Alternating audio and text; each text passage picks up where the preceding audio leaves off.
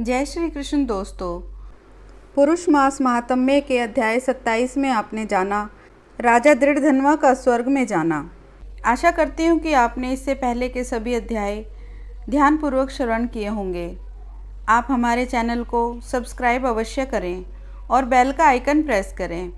इससे आपको आने वाली वीडियो का नोटिफिकेशन मिलता रहेगा और आप क्रमबद्ध तरीके से कथा का रसपान करते रहेंगे।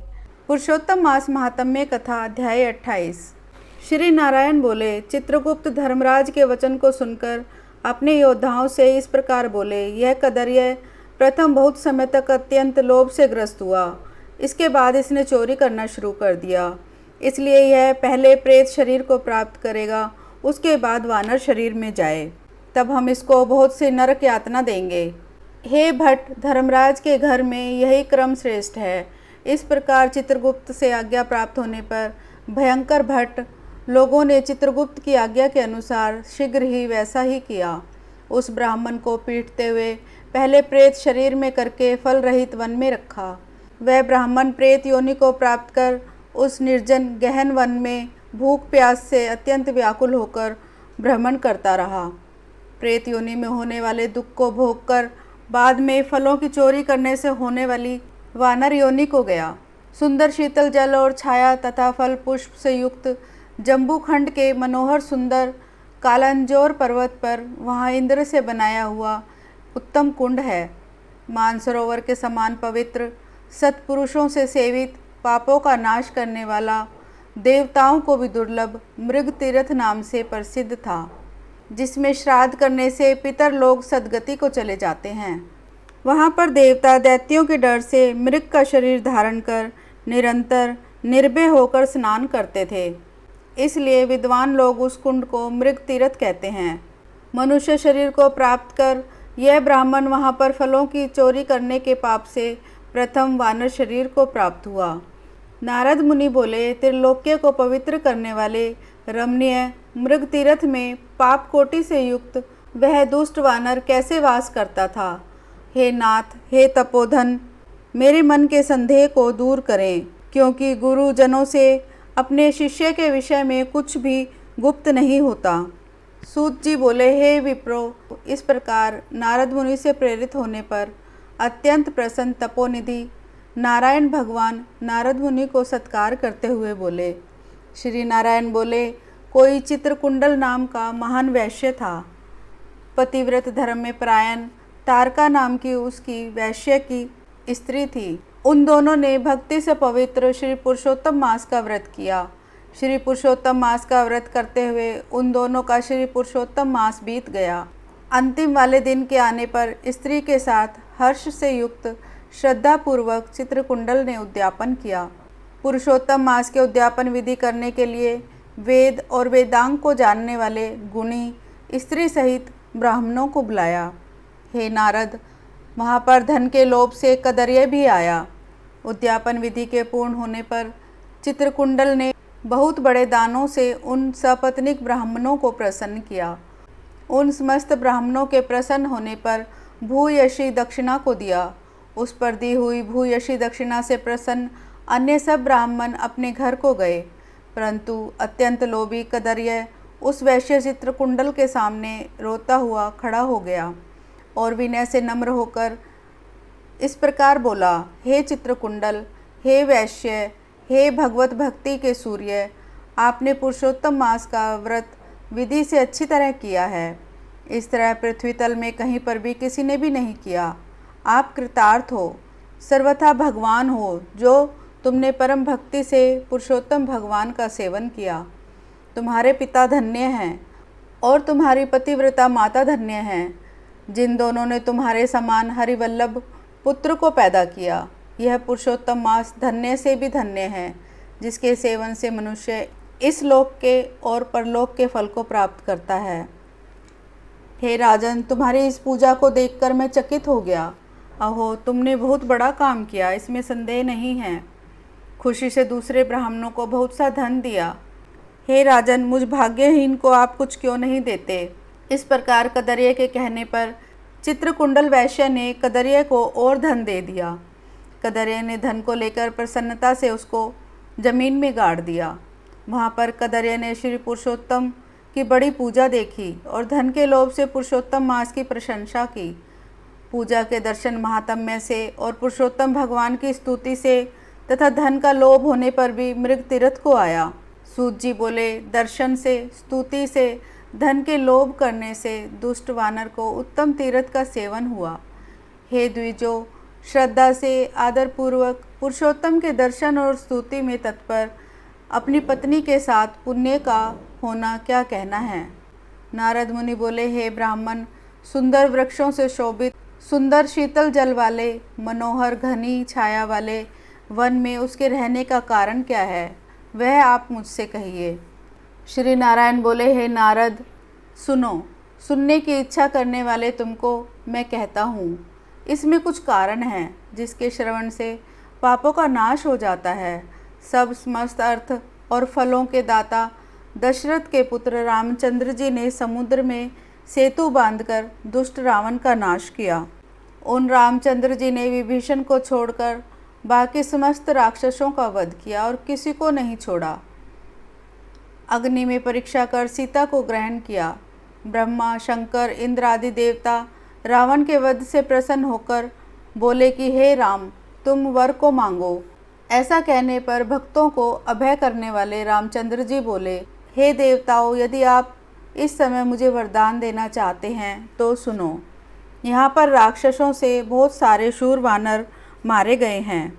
उनको हमारी आज्ञा से अमृत की वर्षा करके शीघ्र ही जीवित कर दो। तथास्तु, यह कहकर ब्रह्मा, शंकर, इंद्र आदि देवताओं ने अमृत की वर्षा करके उन सभी वानरों को जीवित कर दिया। तभी सभी वानर जीवित हो गए और जैसे चिरकाल तक सोए हुए हों ऐसे उठकर सभी को देखने लगे। उसके बाद प्रसन्न मुख वाले रामचंद्र जी पत्नी सहित चारों तरफ बैठे हुए उन समस्त वानरों के साथ पुष्पक विमान पर सवार हुए।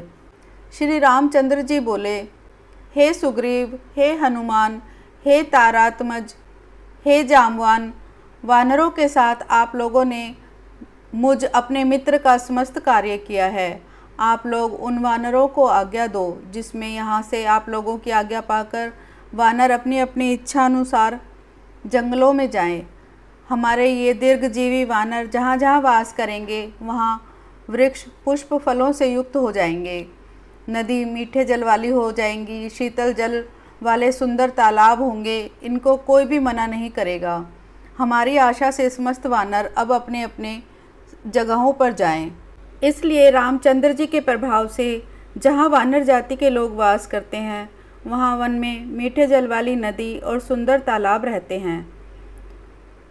पुष्प और पत्तों से युक्त सुंदर फल वाले बहुत से वृक्ष हैं, परंतु अदृष्ट से होने वाले पूर्व जन्म के सुख दुख जहाँ जहाँ प्राणी निवास करता है वहाँ वहाँ अवश्य जाते हैं, क्योंकि बिना भोगे कर्मों का नाश नहीं होता, ऐसी वेद की आज्ञा है। श्री नारायण बोले, फिर वहाँ पर यह लालची वानर पर्वत के समान बढ़ता हुआ भूख प्यास से पीड़ित वन में विचरण करने लगा। उसके मुख में पित्त के प्रकोप से पीड़ा उत्पन्न हुई, जो उसका जन्म का रोग था, जिस पीड़ा से मुख के घावों से दिन रात रुधिर बहा करता है। अत्यंत पीड़ा के कारण कुछ भी भोजन नहीं कर सकता था और वह वानर चंचलतावश वृक्ष में से उत्तम फलों को तोड़कर मुख के पास ले जाकर बहुत से फलों को जमीन पर गिरा दिया करता था।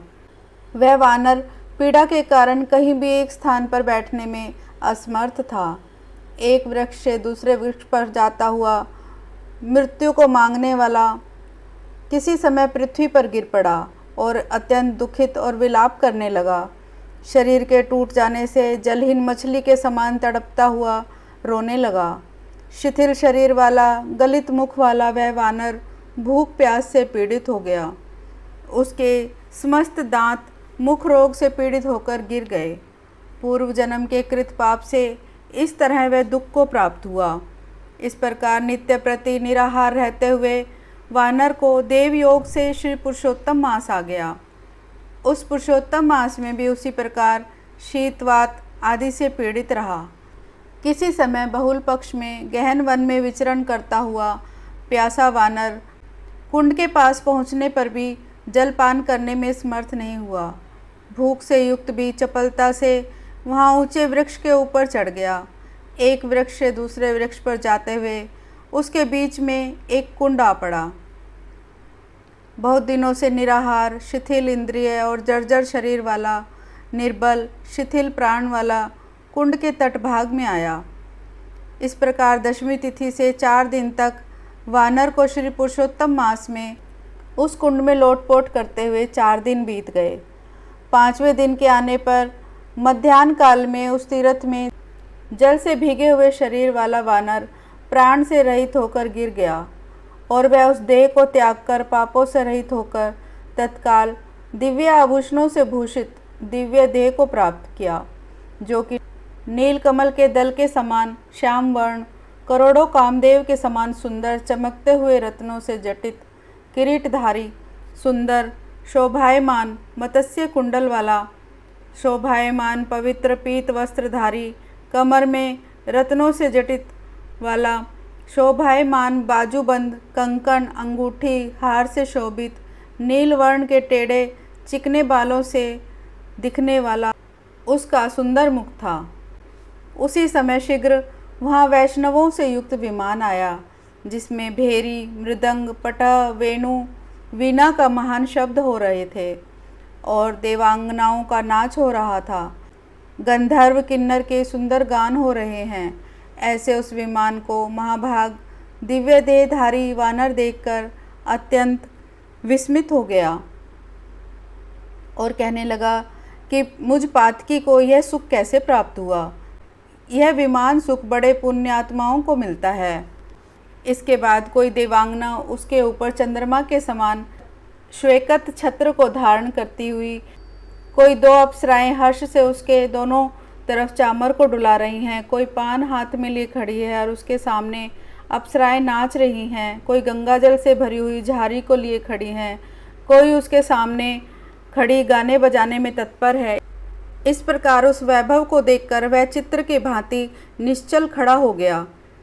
यह क्या है? मुझ दुष्ट पातकी को किस पुण्य से ये सब प्राप्त हुआ? मेरा कुछ भी पुण्य नहीं है जिसमें मैं हरि भगवान के परम पद को पाऊँ। श्री नारायण बोले। इस प्रकार तर्क करते हुए कदरे ने सुख का बहुत बड़ा खजाना दिव्य विमान को सामने देखकर आश्चर्य किया। इसके बाद हरिभटों ने उस कदर्य का हार्दिक अभिप्राय जानकर उसके सामने विनयपूर्वक हाथ जोड़कर उसके चरणों में नमस्कार कर वानर शरीर को त्यागे हुए उस कदर्य को सुंदर वचन कहा।